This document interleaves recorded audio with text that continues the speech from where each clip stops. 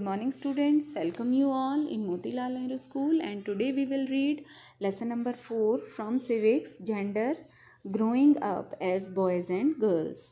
Let's start with the introduction. Sex and gender. Generally speaking, sex and gender are considered to be the same, having the same meaning, but it is not so. They are not the same, and there is difference between the two. Sex is used to refer to biological and reproductive characteristics. One is born as a male or a female. जब बच्चे का जन्म हुआ है वो लड़का है या लड़की, बस इतना ही मीनिंग है सेक्स का. ऑन द अदर हैंड, दूसरी अगर हम बात करें जेंडर की, तो इसका मतलब क्या है? It refers to the socially determined differences between the two sexes, man and women. आदमी और औरत के क्या क्या काम हैं समाज द्वारा जो निर्धारित, उन दोनों के बीच में असमानताएं हैं, उसे जेंडर बोला जाता है. मैन और वुमेन को सोसाइटी में क्या रोल प्ले करना है, कम्युनिटीज़ में उनके अलग अलग क्या काम हैं, उसे जेंडर कहा गया है. ये जेंडर है वो अलग अलग हो सकता है समाज के आधार पर, संस्कृति के आधार पर और दूसरी सोसाइटीज़ के आधार पर. और जेंडर है वो चेंजेबल है, मतलब समय के आधार पर जेंडर चेंज हो सकता है. कास्ट के आधार पर, रेस, रिलीजन और एज के अकॉर्डिंग ये चेंज हो सकता है. मतलब एक कास्ट में जो रूल्स हैं गर्ल के लिए अलग हैं, बॉय के लिए अलग हैं. अकॉर्डिंग टू द रिलीजन, इसके बेस पे भी, कहीं धर्म के आधार पर भी, कहीं लड़कियों को ज़्यादा प्रेफरेंस दी गई है, कहीं बॉयज़ को ज़्यादा प्रेफरेंस दी गई है. In most of the societies, ज़्यादातर जो सोसाइटीज़ हैं उनमें हम क्या देखते हैं? Man and women are valued differently. उनके कामों की वैल्यू जो है वो अलग अलग होती हैं. लेडीज़ को घर के काम करने होते हैं जिनकी इम्पोर्टेंस कम होती है. ह्यूमन मतलब जो बॉय है, मैन है, उसके काम के according. In fact the distinction between boy and girl begin at a very early age. बचपन से ही दोनों के बीच में डिफरेंसेस स्टार्ट हो जाते हैं. आज भी हम ये देखते हैं कि लड़की के जन्म को कम ऑस्पिशियस माना जाता है, लेकिन बॉय के जन्म को ऑस्पिशियस माना जाता है. उसके बर्थ को सेलिब्रेट किया जाता है. और दूसरी तरफ लड़कियों को जन्म लेने से पहले ही मार दिया जाता है. इसी वजह से क्या है, जो decreasing female male ratio in the country, हमारे देश में मेल और फीमेल की रेशो में बहुत ज़्यादा डिफरेंस है. As you can see here, कुछ कंट्रीज़ ऐसी हैं जहाँ फीमेल स्ट्रेंथ ज़्यादा है और मेल स्ट्रेंथ कम है. कहीं next heading is there discrimination in the family. तो फैमिली में ही भेदभाव कैसे है? फैमिली सोसाइटी का इम्पॉर्टेंट पार्ट है, और एक बच्चा जो है वो फैमिली में ही बड़ा होता है और वो अपनी फैमिली के एक्सपीरियंस से ही सीखता है. जो मेल बच्चा है उसे अच्छे खाने की चीज़ें, कपड़े और एजुकेशन दी जाती है एक फ़ीमेल चाइल्ड के मुकाबले, कंपैरिजन. तो समाज में ये भी धारणा है कि लड़कियां जो हैं वो मैरिज के बाद अपने हस्बैंड के साथ शिफ्ट हो जाती हैं और उन्हें मदर, एक वाइफ और एक डॉटर इन लॉ होते हुए बहुत सी डिस्क्रिमिनेशंस को उन्हें फेस करना होता है. उनके साथ हर जगह भेदभाव होता है. कई जगह पर तो उन्हें टॉर्चर भी किया जाता है. किस वजह से? कि वो शादी में दहेज कम लाई हैं. She has to work. उन्हें सुबह से लेकर शाम तक काम करना होता है. घर के हर एक मेंबर की ज़रूरत का ध्यान रखना होता है. Women who do not bring any salary, जो लेडीज़ सैलरी अपने घर नहीं लाती, उनको निगलेक्ट कर दिया जाता है और उन्हें प्रॉपर स्टेटस भी फैमिली में नहीं मिलता.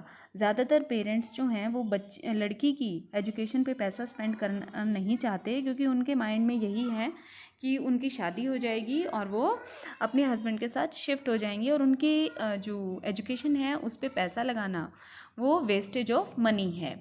जो गर्ल है वाज गिवन ट्रेनिंग. इसके मुकाबले लड़कियों को क्या ट्रेनिंग दी जाती है? घर को कैसे साफ़ सुथरा रखना है, खाना बनाने की, कपड़े धोने की, और जो बाहर से पानी लाना या घर के दूसरे काम करने की उन्हें ट्रेनिंग दी जाती है. Distinction is also made between boys and girls in their upbringing in the family. Upbringing means जो बच्चे का पालन पोषण होता है, बच्चा जब बड़ा होता है फैमिली में, तो वहाँ पे भी बहुत सारे डिस्टिंक्शंस हैं, बहुत भेद हैं. एग्जाम्पल के तौर पर अगर हम टॉयज़ की बात करें तो बॉयज़ को टॉयज़ कौन से दिए जाते हैं, कार, एरोप्लेन, पिस्टल, गन्स, जहाँ गर्ल्स को क्या दिया जाता है खेलने के लिए, डॉल या दूसरे ऐसे आइटम जो घर के कामों से रिलेटेड होते हैं। तो यही एक तरीका होता है जिससे हम बताते हैं कि लड़कों को क्या करना है और लड़कियों को आगे फ्यूचर में क्या करना है। डिस्क्रिमिनेशन इन द स्कूल्स, अब स्कूल में भी उन्हें जैसे फर्स्ट उन्होंने फैमिली में डिस्क्रिमिनेशन फेस की, भेदभाव फेस किया, ऐसे ही स्कूल में भी उनके साथ भेदभाव होता है। इंडिया में most of the parents want to send their daughter to school meant exclusively for girls education, मतलब ज़्यादातर लोग अपनी लड़कियों को उसी स्कूल में एजुकेशन दिलाना चाहते हैं जहाँ सिर्फ लड़कियाँ ही पढ़ती हैं। एग्जाम्पल के तौर पे हम बात करें, छोटा सा मध्य प्रदेश का एक शहर है जहाँ लड़कियों के लिए अलग स्कूल हैं और लड़कों के लिए अलग स्कूल हैं। द गर्ल जो स्कूल हैं उनका जो खेलने की जगह है वो बीच में है ताकि उनकी सेफ्टी हो सके, और जो बॉयज़ के ग्राउंड हैं वो ज़्यादा एरिया के हैं ताकि वो फ्री होकर खेल सकें। Let's move to the next page. The case of Simon Island in 1920. The Simon Islands are part of a large group of small islands in the southern part of the Pacific Ocean. According to research report of Simon, in 1920, children in their society did not go to school. What work they do? They learned from the elder member of the family as how to take care of children or do household work. Fishing was the main occupation of the people, and young people learned to go on long fishing expeditions. मतलब क्या था, जो बच्चों को सिखाया जाता था, बड़े मेंबर्स ये सिखाते थे बच्चों को कि कैसे छोटे बच्चों का ध्यान रखना है और घर के काम कैसे करने हैं। जो जवान पीपल, यंग पीपल होते थे, वो उन्हें सिखाया जाता था कि कैसे लंबी यात्राओं पे जाना है फिशिंग करने के लिए। जैसे जैसे एक छोटे बच्चे ने चलना शुरू किया तो मदर और जो अडल्ट हैं वो फैमिली के मेंबर वो अब उनका ध्यान नहीं रखते, क्योंकि उनकी रिस्पॉन्सिबिलिटी उनके बड़े भाई बहनों पर आ जाती थी। जैसे जैसे बच्चा बड़ा होता जाता है और 9 और 10 ईयर्स की उसकी एज होती है तो उसका वर्क क्या है, वो फिशिंग करना सीखता है और साथ साथ कोकोनट प्लांटेशन कैसे करनी है। गर्ल्स जो हैं वो छोटे बच्चों का ध्यान रखती हैं और घर का काम करती हैं। जैसे ही वो 14 या 15 ईयर्स या उससे ऊपर होती हैं तो उनका काम दूसरे शुरू हो जाते हैं। उन्हें वो फिशिंग ट्रिप्स पर भी जाती हैं, वो प्लांटेशन में भी हेल्प करती हैं, साथ में वो बास्केट बनाना सीखती हैं। कुकिंग का काम है वो इकट्ठे बॉयज़ और गर्ल्स दोनों द्वारा किया जाता था। फ्रॉम द अबव डिस्कशन, ये जो डिस्कशन है इसके अकॉर्डिंग हम कह सकते हैं कि हर एक सोसाइटी में, पूरे वर्ल्ड में जो मेन रिस्पॉन्सिबिलिटी है घर की या अपने बड़ों की या बीमार की जो देखभाल की ड्यूटी है फैमिली में, वो वोमेन की है। लेकिन फिर भी उनके काम को कम आंका जाता है, उनसे प्रॉपर रिकॉग्नाइजेशन नहीं मिलती, रिकॉग्नाइज नहीं किया जाता उनके काम को, और ना ही उनके काम को कोई पे करता है और ना ही उनके काम की कोई वैल्यू होती है। Next, lifes of domestic workers.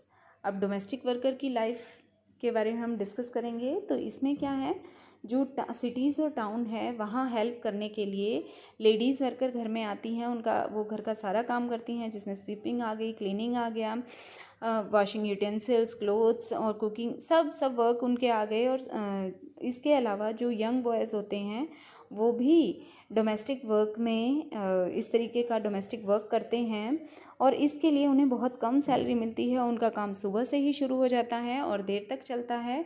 कई बार उन्हें बाहर के भी काम करने होते हैं, जैसे पानी बाहर से लाना या अनाज या खाने का सामान खरीद के लाना। इतनी मेहनत के बावजूद भी उनके काम को बहुत कम आंका जाता है और उन्हें रिस्पेक्ट भी नहीं मिलती। Next is there inequality in the economic field. Gender inequality prevails in the economic field also.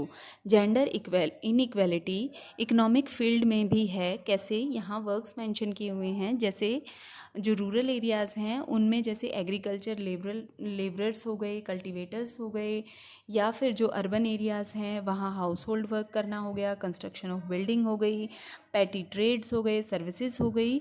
तो इनमें everyone a women worker is paid less than a male worker for the same job. ये जितने भी works हैं यहाँ ladies और gents दोनों work करते हैं, बट एक मेल को ज़्यादा पैसे दिए जाते हैं एक वुमेन वर्कर के मुकाबले। Now main reason responsible for the gender inequality. क्या क्या रीज़न है, किन की वजह से समाज में ये जेंडर इनइक्वालिटी है? First one is there discrimination against the girl child में सबसे पहले यहाँ भेदभाव की बात की गई है। The girl child is discriminated against in many ways.